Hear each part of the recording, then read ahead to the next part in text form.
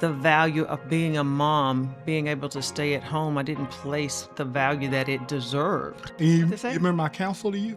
No. You don't? I do. I think I do. What'd you say? Tell them to shut up and mind their business. It's important that he's involved, even though she's the main caregiver. Totally agree. Totally agree. You looked at me and said, "Oh, I really miss him." I know you. Yes. I didn't know what you were talking about. I was like, "Miss who?"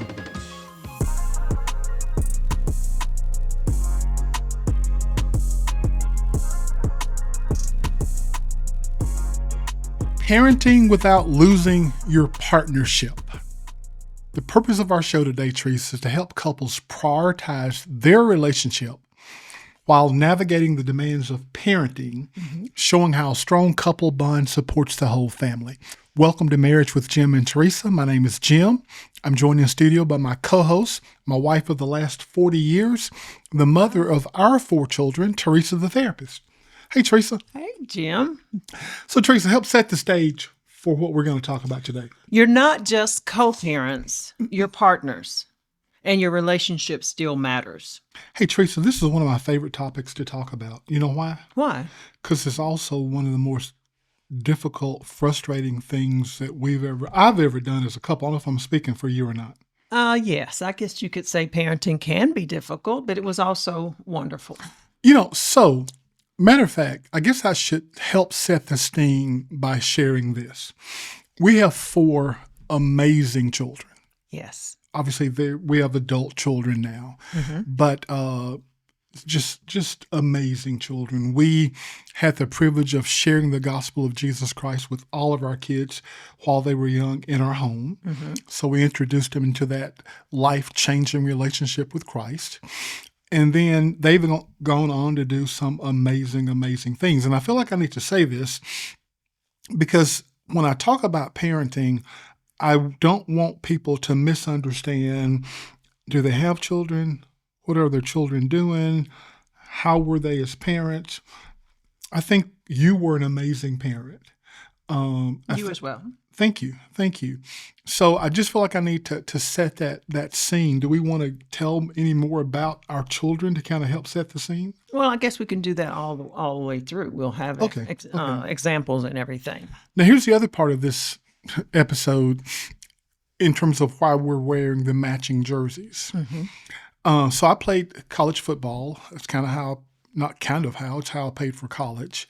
And there's no other point in a marriage where I can think of, you tell me if you think of another one, where it's more important that you be on the same team. So I want to wear these jerseys to symbolize the importance of you as a couple when you're parenting, well, in general, but especially when you're parenting, being on the same team. Okay, so Teresa, help us continue to set the stage. So parenting pulls attention and energy away from the couple bond, our connectiveness. Okay. So that's what we're going to continue on and explore a little bit more.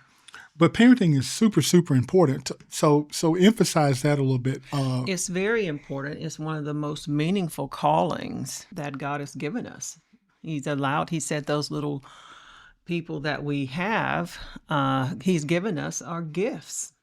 And at the same time, it often places a significant strain on the marital relationship. It does. Many couples aren't prepared. Were we prepared? I don't think we were. For how radically the arrival and ongoing demands of children can shift priorities, drain emotional reserves, and reshape daily dynamics. So that's why I wanted to set the stage. We have 4 children. We talked about having 6. We talked about having a larger family. We love children. We love our children. Having said that, we want to share how difficult this can be, so you are very intentional as you're preparing to parent. Absolutely. You guys have to be on the same page. We just did a parenting conference at our church. Shout out Eastern Star Church in Indianapolis. Yeah.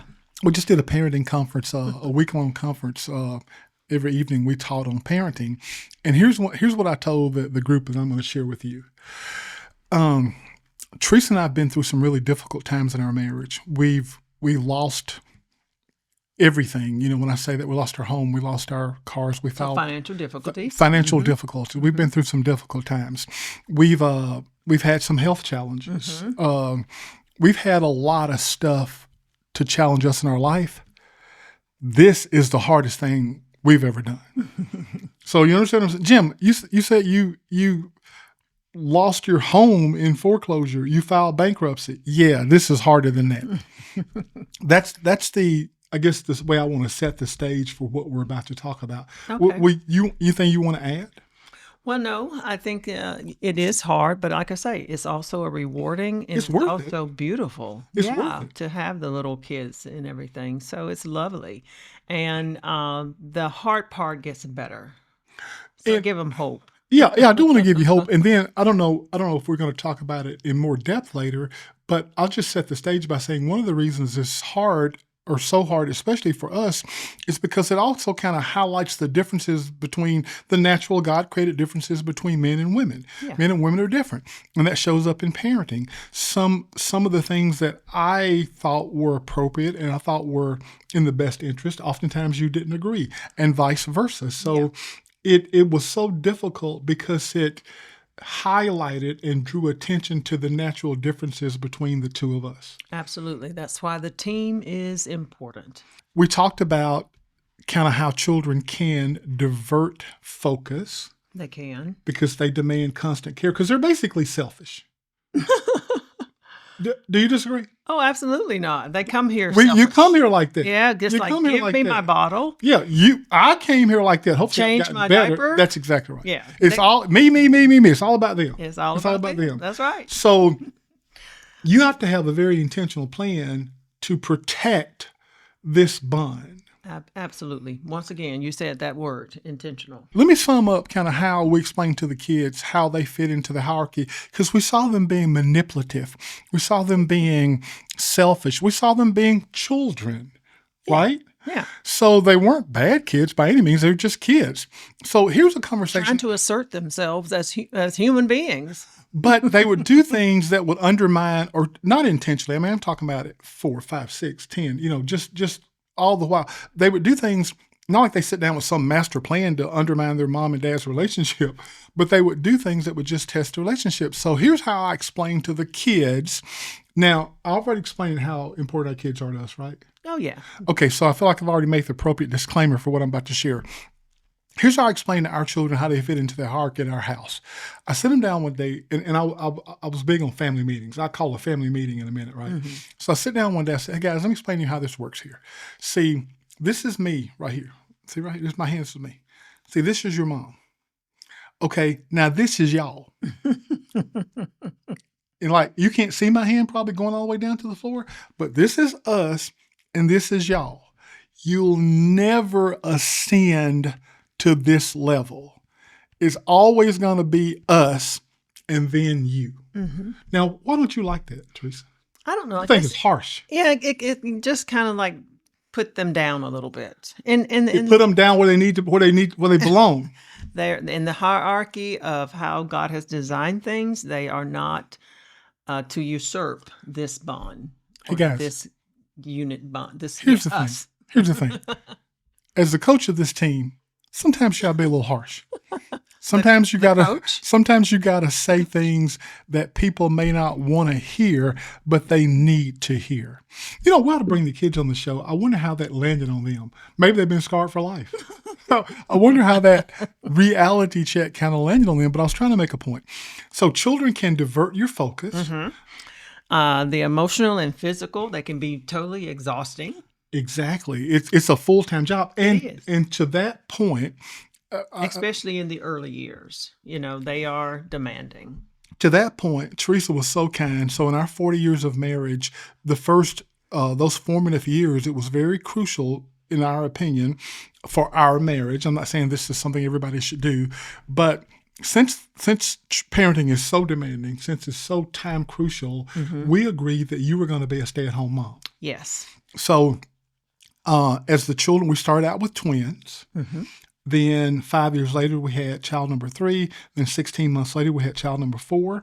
And as I mentioned, we at one point it talked about, hey, we'd love to have 6 children. Already have the names picked out. Yeah.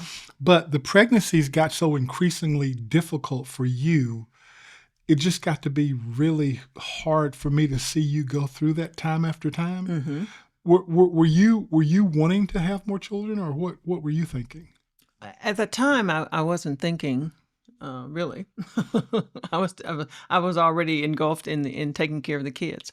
But no, it would have been. It's just like when a person is pregnant and they're going through the pregnancy and everything, they'll say they'll never do this again. But once all the pain and all that part goes away, then they're ready to do it again. So yes, I probably would have been ready to do it again.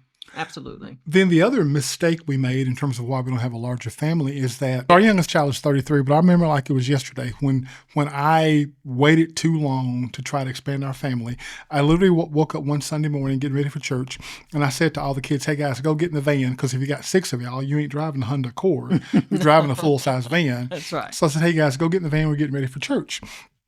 I walked to the foyer to go outside. You know what I saw, Teresa? What? Everybody was in the van. That's right. And at that point, I don't know if this is resonating with you, unless you're getting car seats and diaper bags and all the to-goes ready. But at that point, I was like, oh my gosh. Everybody is actually in the van waiting on me to get in there to leave for church. I don't think I can go back. And that's where I waited too long. And we even thought about adopting children. You know, I'm an adopted child. Yeah, you did. We did think about that. But anyway, let's talk about the whole thing about parenting and how it can be exhausting, how it can divert your focus. But yeah, and then let's look at it as let's look at it from the biblical, kind of a biblical insight here. Okay. So what do you want to say about that? We know children are a blessing from the Lord. Right. That's what blessed is the man whose quiver is full of them. So it is a blessing to have children. And yes, they can be, I'm going to say trying. However, like you say, it's a gift from God, and God has help us understand what that gift looks like. I guess now you can see it better as they are getting older. Another thing I guess we could look at is how our identity shifts, and sometimes some resentment can come in because new parents can experience identity loss. Let's just say I'm just a mom. Did you deal with that? I did. I kind of, yes, because I had gone to college and got my degree and everything, and I thought, I should be out there working. I should be out there doing things, and it's just like I didn't place the value of being a mom, being able to stay at home. I didn't place the value that it deserved, but I understood later how it was such a blessing, and that God had given me that, and that was wonderful. You are reminding me of some stories now. I do remember you struggled with that because here's some stories I'm now remembering. 40 years ago, a stay-at-home mom wasn't that common, especially for women of color. Correct. So you were a bit of an anomaly. So we changed cities, found a new church, and I remember you would come to me because some people at church would ask you questions like, why are you staying at home having all these kids? Yes, that's right. You remember my counsel to you? No. You don't? I do. I think I do. What did you say? Tell them to shut up and mind their business. Now then you said something else. In other words, you didn't follow my instructions. I didn't say it like that. Yeah, you didn't follow my instructions. But that's a whole nother conversation about back to your self-worth. It's because you're constantly bombarded with, oh, do you work? And so I was always very careful to say, Teresa doesn't work outside the home because she has such an important responsibility and a full-time job already. Or people say, oh, you're, like you said, you're just a mom. This is the most important job in the world. Absolutely. So she's a mom, and that's the most important job. Right. You're formulating little lives. You're building people. Yeah. You're getting to see all the little. Oh, it's just an absolutely beautiful thing. But I didn't see that at first. Right. I didn't see that at first. I kind of pushed against it. However, I am, as I look back now, it's been a blessing. One of the interesting things, though, Teresa, that I want our audience to understand, let me set the stage. I felt like Almighty God said to me, hey, Jim, this is how I want you to structure your family. I felt like I was following God's lead. When I said to you, even in our 4 years of dating before we got married, hey, Teresa, and I didn't say it in a way where like, I want you to stay at home. I said it because I wanted it to be your idea where you didn't feel any pressure from me. So I would just ask questions, but I had a very, very clear intent, a very, very clear purpose of what I wanted to happen. Now, let me tell you how I believe God honored us listening to what he called us to do. Before the phrase was even a phrase, Teresa was a mamapreneur. So she started various businesses from our home because there's the thing, we want to have nice stuff. We want to travel. And so there's 4 kids, there's 6 of us, one person supporting all that's a lot. So it's, and that's the decision a lot of couples aren't comfortable with, because we made this decision when it was just the 2 of us. You're pregnant with twins, and we're deciding then this is gonna be our path. Right. And we were in a little 1-bedroom apartment with not even any furniture. That's right. But we made that commitment then. Now, the way the Lord honored that commitment and blessed that promise, there were times that your entrepreneurial endeavors earned as much money as I was earning getting up and going to work 40, 50, 60 hours a week. So to me, that's kind of how God blessed that. Do we want to go into kind of what some of those things were? Or, obviously this is a thing about parenting, but you did a number of home-based businesses. You sold jewelry. I did. You had a home-based business selling jewelry through parties and through shows. Right. I sold crystal. You sold crystal.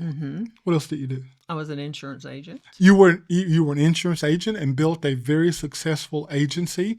You qualified for trips. Sure did. Yeah. I'm talking about an agency where you earned hundreds of thousands of dollars a year. And I still earn residual this day. Yeah. Isn't that amazing? That is amazing. I just got the check the other day. By the way, in terms of, this is a parenting episode, but we're going to talk about leadership. We're going to talk about coaching. This was something Teresa didn't want to do. I did not want to do that. I said, hey, Teresa. I Teresa. had just had a baby and I was exhausted. I said, hey, Teresa. No. I had just had babies and I was exhausted. I said, I see an opportunity for us if you will go do this. I don't want to go get my insurance license. Did you know how big the book was that thick? That's beside the point. I don't want to go get my insurance license. Hey, Teresa, here's what I need you to do. And you resisted and resisted. But you know what I did? I persisted and I persisted. And now here we are today. You're welcome. Well, thank you, dear. You're welcome. Okay. But the point I'm making is if you believe this is the direction God's calling you for your family, if it's truly God calling you, and I'm not saying you're going to be extremely wealthy or you're going to like make a whole lot of money or whatever, but I am saying God honors your faithfulness. He does. And even when we're not faithful, he's faithful. While the insurance was your idea, some of the other things were my idea, and I enjoyed it. It was something that I was building, and I got really up for got to a designer in the company, and. Really you were very enjoyed successful. That. Absolutely, very successful. I know that a lot of couples struggle with roles and responsibilities, but we kind of worked through that. And you had certain things, and I had certain things, and we pulled together as a team. Same team, same jersey. That's right. Same team, same jersey. Yeah. Well, even though our jerseys aren't exactly identical, right? But the idea, conceptually, we're on the same page. And so I encourage couples, to pull together what works best for your home is what's going to be important. Now, here's something else that's important. Even though you were the stay-at-home mom, by the grace of God, I realized just how big of a job it was, how important of a job it was. So I didn't abandon all other responsibilities. Correct. So I was very intentional. It's my favorite word. That's your favorite word. I was very intentional. And you were. Hey, Teresa, you've been home week after week with the children. Hey, today I'm going to stay home and you take a day. Go do whatever you do. Spa, hair, nails, whatever. It's your day. I don't even know what you're doing. What did you do? Did you ever tell me? Usually I went out to lunch with friends, or we went to the mall to just browse, or we maybe went to the movies. Okay, so that was also important because you made. Is it fair to say you made a sacrifice? I mean, you were certainly capable, qualified to work somewhere else, Oh, absolutely. but you made a sacrifice for the good of our family, and I wanted to honor that sacrifice. So our roles were balanced, even though you were the primary caregiver, homemaker. I didn't just abdicate all of the responsibilities. And there were so many. And that's so important because I don't want couples to think that just because I'm outside of the home that I don't have home chores or duties there, because that is so important that we work together to take care of whatever is needed in the home.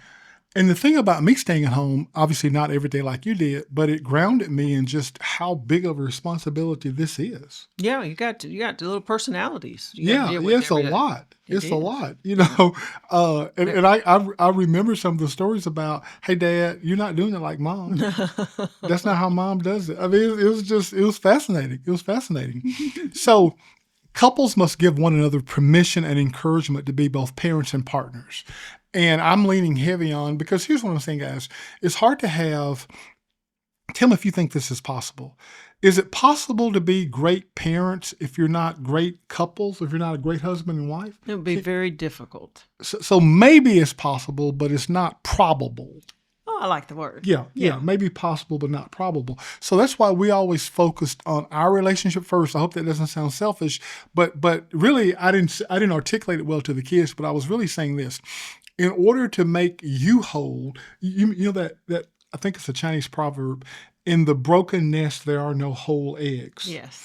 So in order to make you guys the very best that you need to be, your mom and I have got to be the very best that we can be. So sometimes that may come off to you like, Sylvia, and be quiet. Mm-hmm. That's kind of harsh, isn't it? Yeah, that is kind of harsh. Okay. You say it a little bit differently, but Neglected couple time leads to emotional drift. mm-hmm. Why is that key? Why is that crucial? Why is that key? Well, if you don't take care without, I guess, intentional connection, emotional distance grows slowly, and then sometimes becomes silent. Okay, so what I hear you saying is you could drift apart and not even know that you've drifted apart. Exactly. What began as just a busy season can become a long-term pattern and of disconnection. And you know what? It's so easy. It's so easy to do because, one of the ways that Satan works to divide us is substituting good for great. So he doesn't always try to tempt us with bad things. Mm-hmm. Sometimes it's like, here's a good thing, but that's standing in the way of a great thing. So let me put it like this. It's an amazing thing to nurture and care for and grow your children. Yes. Make them into little image bearers of Christ. Now, not like y'all, not image bearers of you, but image bearers of Christ. Ultimately, I'm not trying to create people that look just like me. Exactly. I'm trying to create people that look just like Jesus. So oftentimes if you're not careful, you'll be so distracted. Hey, I can't spend time with my wife. I can't spend time with my husband because I'm so busy being a parent. And I know there are seasons when that happens, but that should be the exception, not the rule. Right. Even when at the beginning, let's just say the mother is nursing or something at the beginning, they've had the babies, the mother's nursing. She's the primary, I guess, giving the baby the breast. Caregiver. Right. However, it is also important that she brings him in on that. Bring the man in on just maybe skin to skin touching, for the baby to connect with him. And she could pump also and then give him the bottle to help. It's important that he's involved, even though she's the main caregiver. Totally agree. Many couples feel more like roommates than teammates or lovers. So often you just, when in the season when the kids are demanding so much attention, it's like me and my wife are just kind of living together. We're just roommates. And we even forget that we're teammates. And we're even more than that. We're actually lovers. So talk about that a little bit, Teresa. So over time, life demands a lot. Okay. The children, let's say, the work, bills. Sometimes people are in ministry and you get into this kind of routine. So you can casually shift to a couple relationship from a romantic kind of relationship to just functioning partnership. Okay. And that's just surviving, living. not growing and enhancing your relationship. They just manage the home. They have divided responsibilities. It's just that grind, and we don't want to do that. But the intimacy, the passion, the emotional connection that wants to find their relationship, it kind of begins to fade. And we really don't want that to happen. Let me give you a real example about being intentional and about how busyness can mess up this relationship, which messes up the whole family. So do you remember the story, Teresa? At one point, you were a stay-at-home mom, and I don't know what was behind this. Maybe you'll speak to this, but you were involved in everything. You were in the church choir. Hey, I'm all in favor of that. You were part of the prison ministry. I was. Hey, I'm all in favor of that. What else were you doing? Just the WMU or various organizations. So I came to you one day and we had this conversation. And guys, this is a lesson as I'm attempting to lead this family, as I'm attempting to coach this family. I'm leading my family as I'm being led by Almighty God. So the Lord spoke to me with some things which I came and shared with you. I said, "Hey, Teresa, you're doing too much." I was. And you said to me, "Are you saying that being in the choir and the children in the prison ministry and whatever, you worked in the nursery?" I sure did. You work in the nursery? Sure did. Are you saying that these all aren't good things? I said, "No, I'm not saying these aren't good things at all. But what I am saying is your primary responsibility, our primary responsibility is to our home and these children. And at this season, this is just not the time to do that." Right. I had one of my friends told me to go home. Yeah, you were doing You're too doing much. too much. You're doing too Yeah. much. So my point, she's doing good stuff, but it's standing in the way of us doing great stuff, which is being great parents to nurture and grow and raise great human beings. Right. Absolutely. And to keep that bond together as parents. Well, let's talk about the roommate dynamic. So in this dynamic, couples share the same space, but not the same emotional or physical closeness. Basically, it's a couple coexisting peacefully or passively, but the relationship becomes more about convenience than connection. Well, what are some signs of that? So some of the signs is there's no physical attention. Okay. There's conversations are limited to like, did you pay that bill, or did you take out this or do that? Separate interests, separate routines. There's nothing going on where they're being united. Okay. A lack of emotional vulnerability or laughter. And laughter is a big thing. And we need to be able to laugh and enjoy each other's company. And if you're not doing that, I'm thinking, what is happening under the surface? Yeah. And then, there's just so many things that happens when we're functioning as roommates and we don't protect our relationship.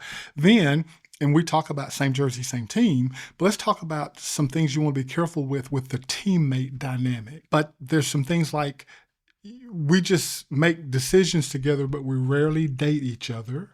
That's not good. No.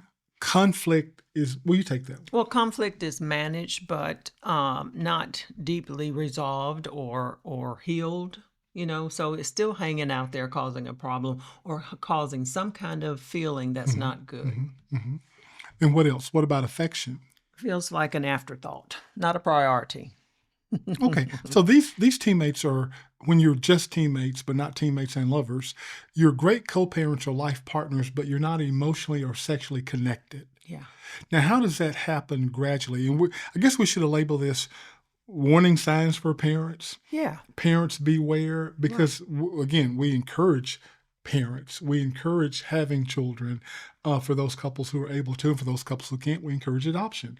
But what are some warning signs, kind of how this happens gradually? So children and careers demand constant focus, and physical exhaustion and the stress that we talked about diminishes an energy to be romantic, or to have that romance feeling. Hurt feelings and unresolved tension, which I'd say it had to be if there's something out there hanging out there, they go unaddressed, and so they continue to build. And anything that's that's negative and it starts to build, it causes a major problem eventually. And then you mentioned that intentional connection takes a backseat to getting things done. Yeah. So the cost of staying in roommate or teammate mode, the negative side of that, because we are on the same team, emotional intimacy weakens. Desire and passion phase, which we mentioned that a little bit earlier. Resentment or loneliness grows. And let's talk about that because, that's a big word today. Which one? Loneliness. Oh, okay. And you can be lonely in your own relationship. And that's when I know that you guys are not spending time together. You're not, you don't have that connection. There's not enough physical touch or emotional attention. Okay. Vulnerability feels unsafe or irrelevant. So there's something there that has caused that to be sticking out there. So we have to clear all of that up before we can get to a better place, to rebuild, to get ready to rebuild that connection, that romance. And that's what we want to do. And then you have couples going eventually like, what happened to us? Yeah. What happened to us? Okay, that's cool. That's cool. How do we rebuild romance and connection? So as I was just saying, we want to try to do that by, I was listening to a guy the other day, matter of fact, on Hallmark, and he was saying Wait a minute. Can anything good come out of Hallmark? Oh, wait a minute. That was Nazareth, wasn't it? Okay, I'm sorry. Go ahead. But anyway, return your curiosity. And I said, that's great. So, you start, how when we start dating, you ask like open-ended questions, like, because we're trying, you're trying to get to know you. Yeah. So we need to keep those going, about maybe Hey, something. by the way, I'm sorry. I was joking about Hallmark. I was joking about Hallmark. I was kidding. Okay, keep going. Okay. But anyway, so return to curiosity. Okay. That's a good place to start. Start spending that time together and talking open and giving each other time to express. Reclaim intentional touch. So, do that touch, be intentional about it. Giving a hug, giving a kiss. That's so important. Now, let me add, not only is that important to your relationship, but it's good for the kids to see. There you go. Yes. There you go. That's super important. To see. That's exactly right. There was a study years ago, and I don't know where it was, but it was like a child know that there's conflict or a problem at the age of 3 between their parents. Did you know that? They can sense it. No, I didn't know that. Yeah. He's aware of it. So you've seen children, they'll say, come on, Mom, come on, Dad, hold hands. Something like that. Yeah. Because they see something isn't quite right here, and I don't like it. Okay, now I think it's important to mention here that I think, you tell me if you're going to agree with this, I think it's good for your children to see healthy conflict and the resolution. Because the whole idea, I never saw my parents argue. Yeah. Now you're in a relationship, your child's in a relationship, they're married, they're having conflict, and they're going like, this ain't right because my parents never argued. They've been married 50 years, never saw them argue. So I think it's good as long as your conflict is healthy. Now, if your conflict involves a lot of things that we teach not to do in conflict, yelling, screaming, name calling, bad language, and whatever. But if your conflict is healthy, I think it's good for your children to see that. And then it's also good, even if you don't resolve on the spot, it's good to come back and say to them, we did resolve. I remember something from our relationship early on to the point that you're talking about when you and I would have a disagreement. And I could tell, because again, it wasn't like we went into a separate room. It was like if we had a disagreement, because we ain't yelling and screaming, it was in front of the kids, right? And it was not what I thought was unhealthy. Right. But to your point about kids, that I could see that they were negatively impacted by that disagreement we had. So I remember one day I sat them down and I said, guys, let me just go over something with you. So going forward, you're clear on this. Your mom and I, this ain't going anywhere. Your mom and I are going to always be together. There's never a chance, there's never a time when your mom and I are not going to be together. And again, I don't remember their ages, and I don't even remember if the kids will remember this, but as I remember it, from that time forward, the disagreements had a different kind of way of landing on them with that assurance. Does that make sense? I don't know if I ever tell you the story. No, about I it. don't think you've ever told me that story. Yeah. So, all right. So, reclaim intentional touch. You talked about that. Schedule sacred time. Oh my gosh, schedule sacred time. Not just dates. Yeah. Now here's. But just time to be together. Here was my engaging. Here was my experience, and maybe this was just us. I don't know if this is generally speaking or not. That was harder for you to do than me. Because I was always doing something. So do you think, generally speaking, it's harder for women to do than men? I would say sometimes yes. You know, but now I think we need it, but sometimes we don't stop. But we do need it. Here's what I remember. I wish I could remember the details. You and I were sitting on an airplane. Kids were small. I can't remember if we had 2, 3 or 4. But it might have been just the twins. Okay. And we were sitting on an airplane getting ready to go somewhere. You looked at me, and this may be the first break we had in ever, right? And you looked at me and said, "Oh, I really miss them." I know you. Yes. I didn't know what you were talking about. I was like, "Miss who?" And I wasn't trying to be funny. I didn't know who you were talking about, but you were talking about the kids. Yes. So I'm going like, this is the first break we had in 6 months. A year, whatever. Not only do I not miss them, I only remember who you're talking about. It was 2 years. They were 2. Okay, you remember? And we were going to Scottsdale. Okay, okay. Yes, I did. And I did say I missed them because I hadn't been without them in those 2 years. Not on a trip or anything. We had done, maybe a date or something, but we hadn't been anywhere. So how does a husband, and I'm sure most husbands are more tactful than I am. How should I have tried to understand your concern and not be dismissive? Okay. But at the same time, making you know how important this is for this time away. How should I have better handled it? Because my response was, what is she even talking about? So what would be the better way to handle it? You could have said, sweetheart, I know you miss the kids. I know you miss the kids, but it's okay. You need time away as well.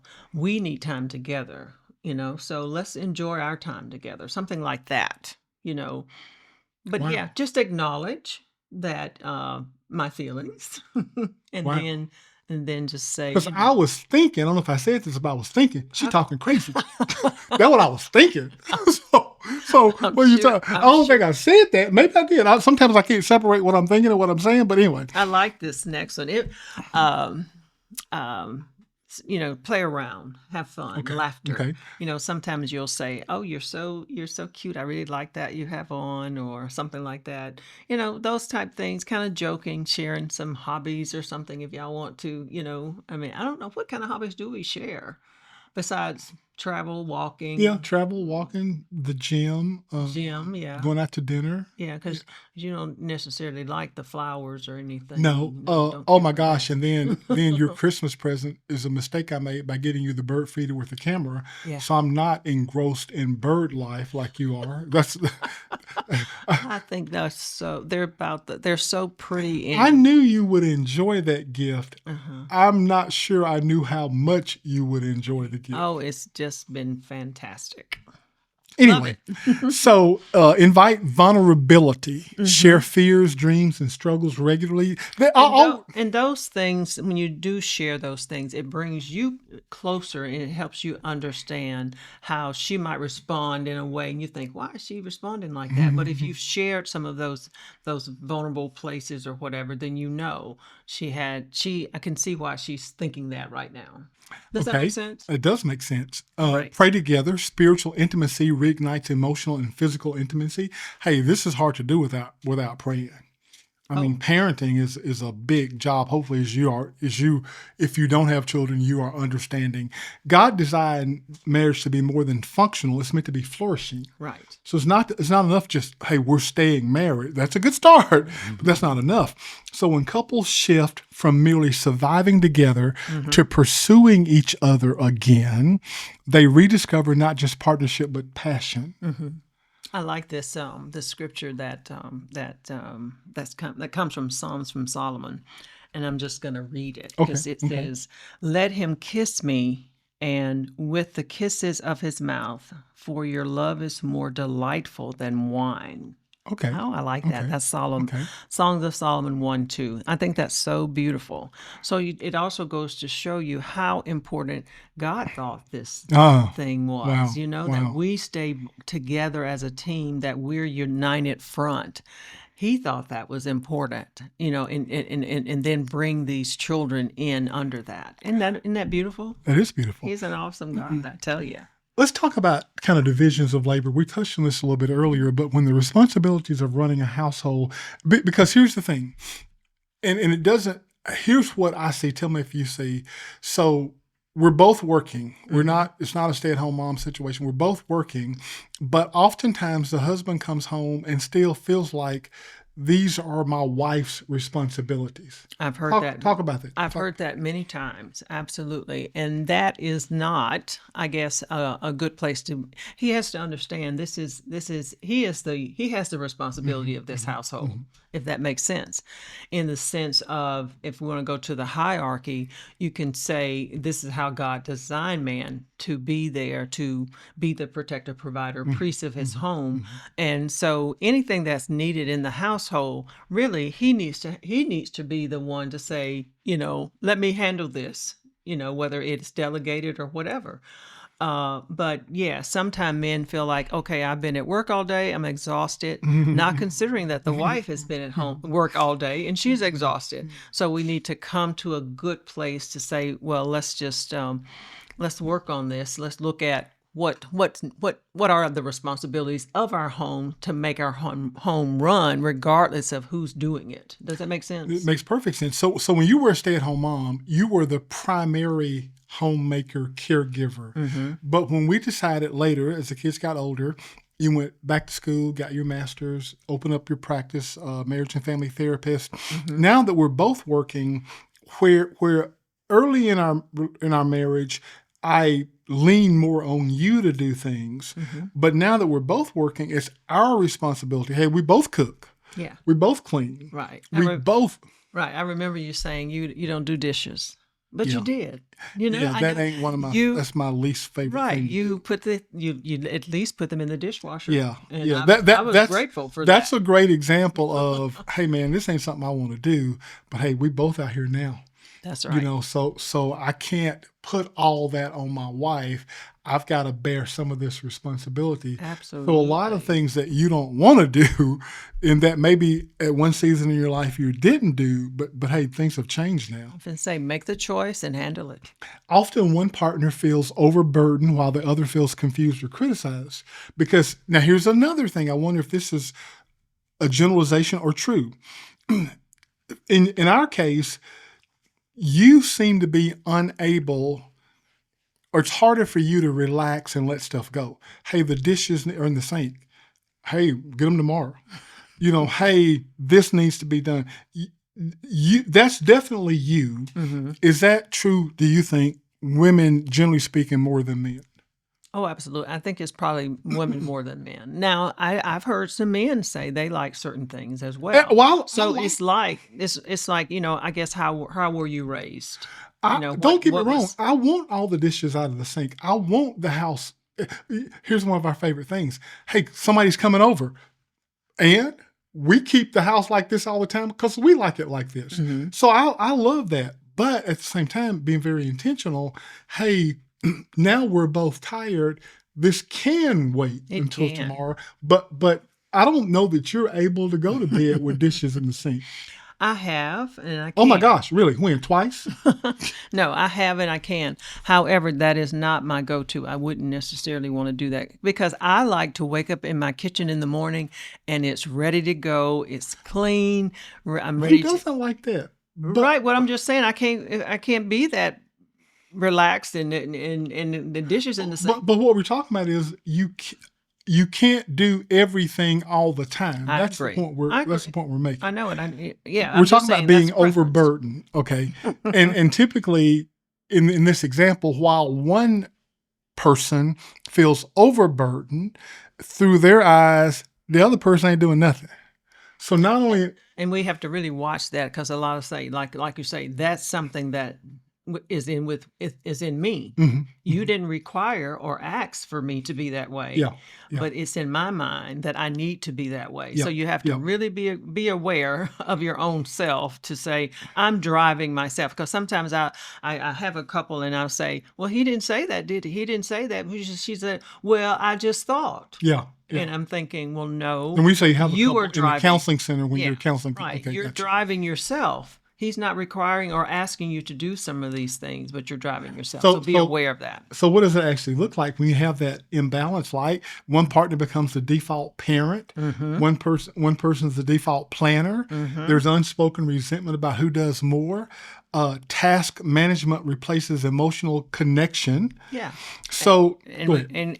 and we definitely have to bring it down a notch. So, coaching insight. Okay. You know, we got the football analogy going. Got my Mm-hmm. coaching hat on. What's the coaching insight for how do you? So relationships thrive when both partners feel seen, valued, and supported, not just in romance, but in responsibility. Open conversations and shared expectations are key. And you reference the scripture when you talk about that. Galatians 6:2, carry each other's burdens, and in this way you will fulfill the law of Christ. Mm-hmm. Okay, Teresa, coaching insight. Let's move to kind of emotional exhaustion. When we're talking about parenting, we're talking about the challenges, the danger signs of parenting, as great as it is. We're talking about how you need to be very intentional about this. So we live in a fast-paced, overstimulated world. What does that mean to us as parents? So sometimes our emotional bandwidth is just stretched too thin. Okay. Work, stress, caregiving, unresolved trauma in our own lives, possibly, or mental fatigue. All that leads to an individual emotional unavailability. They're not available, even to the one they love the most. Wow. It could to get to that. So here's the thing: don't let children be a disrupt. Well, they are disruptors, but Not a negative disruptor. Thank you, Teresa. Yeah. Yeah. So don't let children be an uncontrolled disruptor. Right. They are a disruptor. That's a decision that you should have factored in. Hopefully, you did factor in when you decided that you're going to have children. Mm-hmm. So, but you just got to manage the disruption. Is kind of what we're saying, because disconnection or numbness during conversations, we don't want that, right? We don't. And I wanted to bring out. Usually, this happens because of fear. Explain what. I guess the allowing the kids to be a disruptor to the negative side is because of fear. You fear that I got to do all this for the kids because they need this, but also you've got to think about I have a spouse as well. Now, you didn't say this, but you know where my mind went when you were talking? Well, Have you seen couples who make children little idols? yeah, I see it all the time. Mm-hmm. Really? Yeah. What does it look like?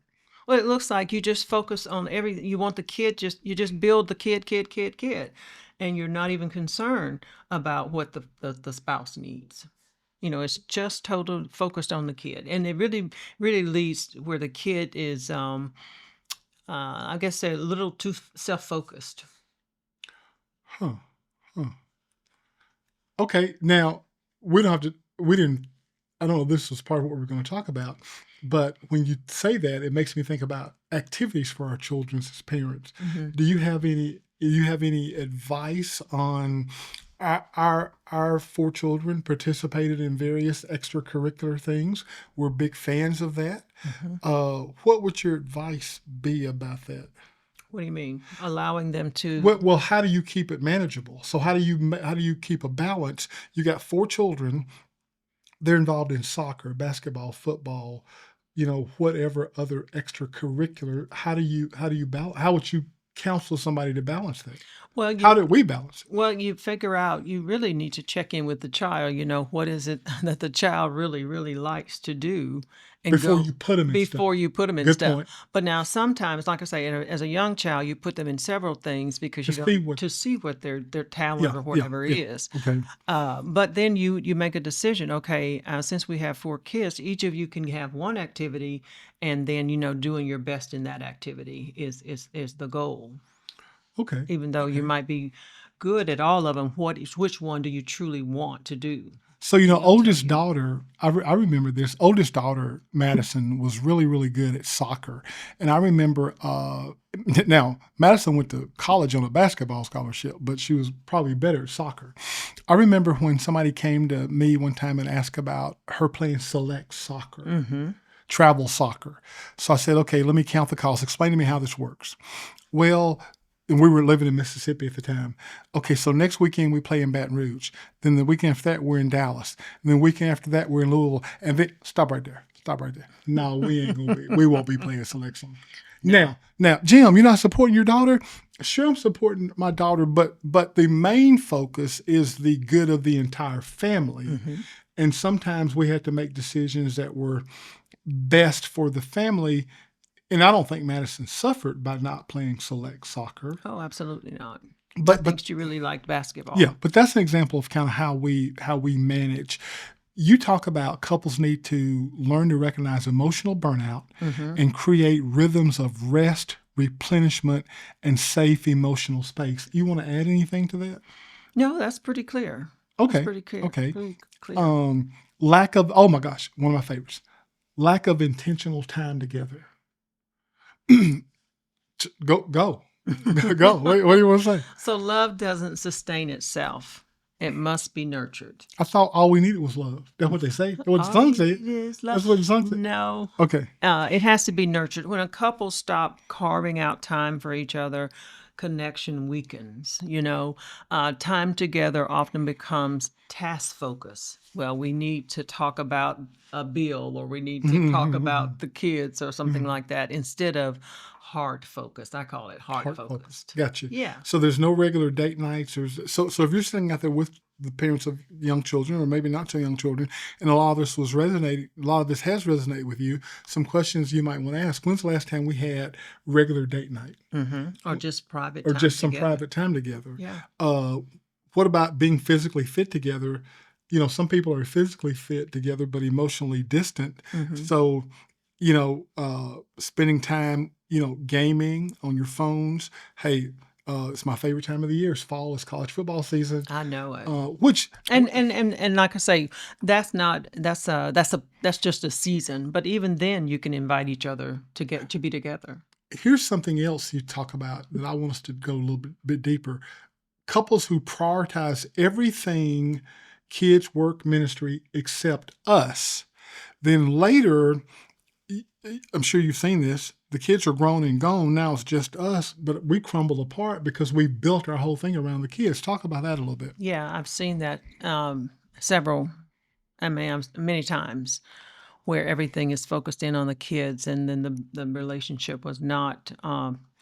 What did the couple think they were doing? They thought they were doing the right thing? Well, like I said, once again, the fear was driving. I think fear was driving, and fear was saying, the kids need this, the kids need that. They need to be able to keep up and whatever, versus this is good for the kids, let's go for it, but we also have to have time for ourselves. And once again, like I say, it really does help the kids if they see that division there. When I say division with this is important as well.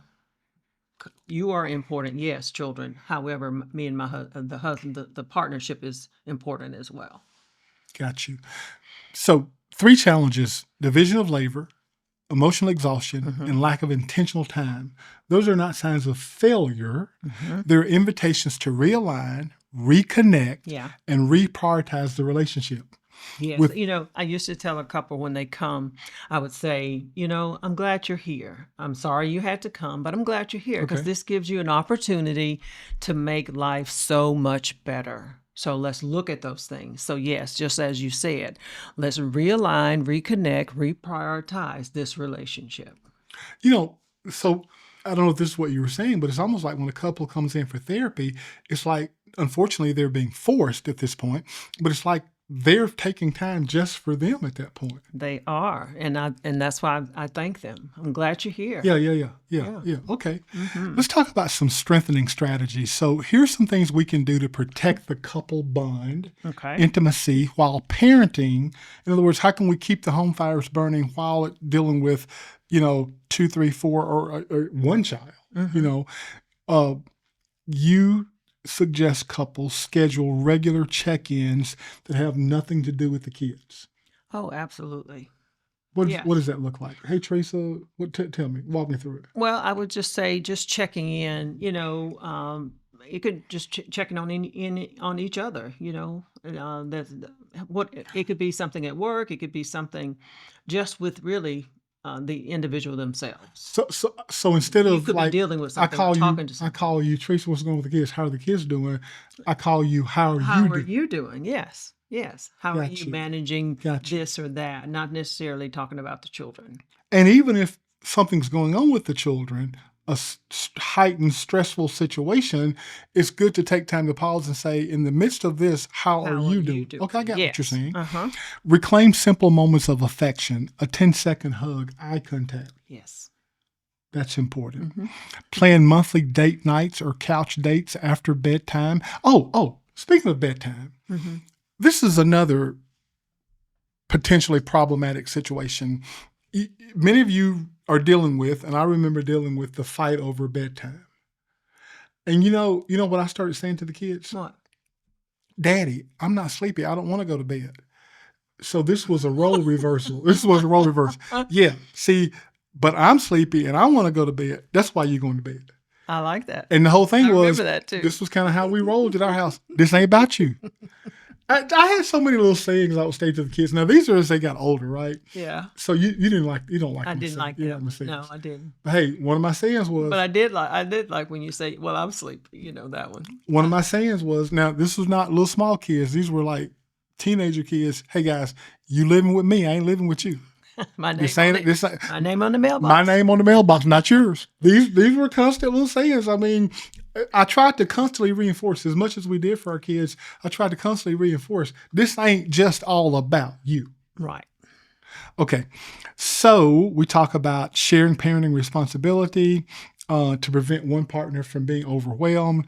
We already talked about praying regularly together. We time versus me time, finding the right balance. Okay, go Teresa, help me with that. Okay, so we time. So, I think it's so important that we as a couple have our time. That's an intentional time. We have quality time spending just time together in which fosters all the things that we've talked about, the connection, Emotional the intimacy. Yes, all of that. So it fosters that. But it's also good to have that personal time, me time, where you have your personal space, you have some rest time, you have your own kind of hobbies and things you do, just some solitude time or whatever. All of that is important for your own personal growth. So I think me time, we time, and me time are very important. And just like I've told couples also, it's good for you guys to be together as couples. It's also good for him to be with the guys. It's also good for her to be with the ladies or girls. And that's helping you grow in the relationship. It's helping you keep your own personal self in a good place to continue to build the relationship. So healthy marriages need both me time and we time, not in competition, but in balance. Yes. Now, and then you talk a little bit about the risk of too much we time. Is that a risk? Well, it can be. Okay. Let's just say while togetherness is important, neglecting individual space can lead to other problems, and that's what we don't want. It seems to be counterintuitive or contradictory to what we did. You and I still spend, and certainly throughout our marriage, there have been times we spent every waking moment together. We live and sleep together. We opened businesses together, so we've gotten up and gone to the same office together. And especially when the early years of getting this off the ground, we've gotten up, gone to work, come back home. There have been times when we've been around each other 24 hours a day, days and days upon end, to the point where people used to say this, you remember? Because a lot of people didn't know we were married, like in the office, right? People that would come in from outside the office, they would go like, how do y'all do this? So we seem to have managed we time well, but I don't know if you did it so much, but I would still make sure I had me time. It was only for a season where we were just grinding, Yeah. but we always pulled away and have some me time. Okay.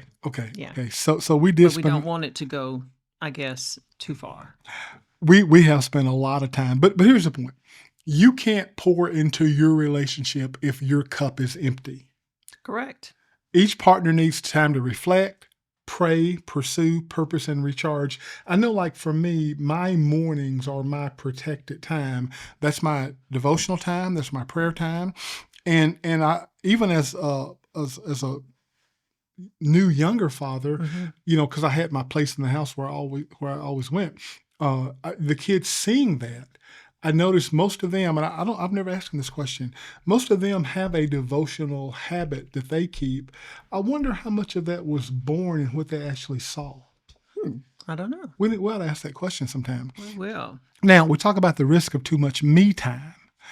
On the flip, I see that. I see that. So on the flip side, when couples prioritize independence over intimacy, they risk emotional distance. Correct. And they go back to that roommate or parallel living dynamic, and you don't want that. They lose the relational glue that holds them together. Now, you referenced the scripture, two are better than one. If either of them falls, one can help the other up. Relationships thrive when partners choose each other regularly, not out of obligation, but out of investment and intention. I totally agree with that.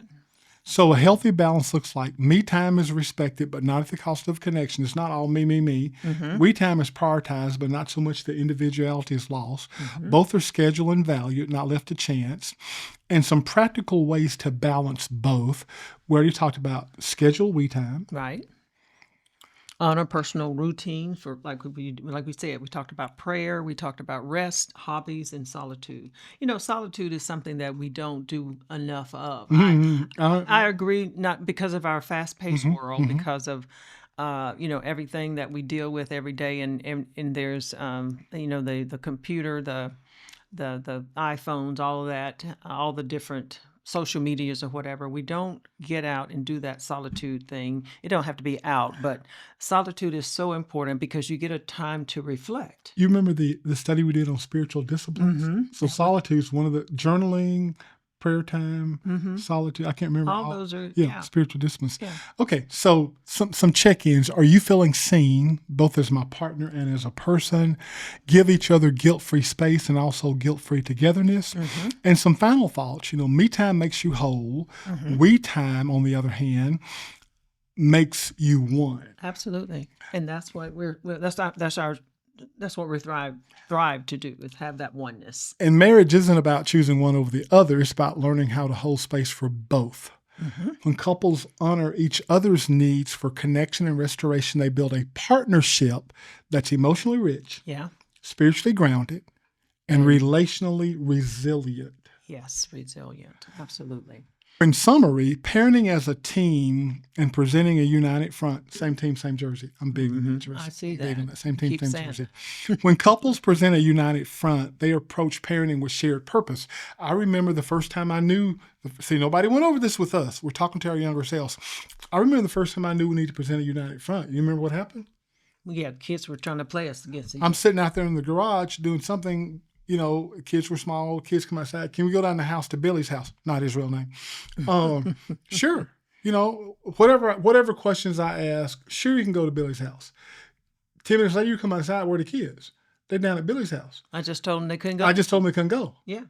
Oh, I see what's going on here. Okay. So that led me to two of my most famous words in our marriage. Family meeting. Family meeting. Family meeting. Because when something would come up, let's address it now so we don't have to address it the rest of our marriage, the rest of our parenting. And we can't hold them accountable if we haven't addressed it. That's exactly right. That's exactly right. So family meeting, guys, here's a don't do. Here's a non-priority. The next time you ask one of us for an answer, you get an answer, then go to the other one in an effort to get a different answer, you're in trouble. Mm-hmm. You're in trouble. So in our parenting style, you have to teach and disciple before you can punish or discipline. That's right. So when something like that would happen, again, I'm big on family meeting. Let's call time out and address this. Let's sit down and teach, and train, because you can't hold people accountable for what you haven't taught and trained them on. Absolutely. That's correct. But that's the whole idea behind presenting a united front. Mm-hmm. There were other family meeting things, like when I would get home, when you were a stay-at-home mom and I would come home, sometimes you'd have rough days. Yes. With 4 kids there. And so those were family meeting times. Okay, guys, look. Because one of the things that I noticed that you were doing, and I don't know if any of you guys are doing this, but I talked to you about, don't threaten the kids with me. That's true. Because what I learned better. What Teresa started doing was like, when your daddy get home, you're in trouble. So now you had kids looking out the window. Maybe daddy won't make it today. Maybe dad won't make it home. You know what I mean? So, because you're told when your daddy get home, you're in trouble. So I was like, hey, Teresa, don't threaten the kids with me. And then the other thing we had, talking about me time and we time, because you were doing this and we were just learning, guys, right? We didn't know any better. As my foot hit the inside of the door, you would unload. I sure would, baby. Had some things to say. Because you've been there. I get it. You've been there all day, not really in the adult conversation. Mm-hmm. And so one of the agreements we had to come to, okay, Teresa, here's the deal.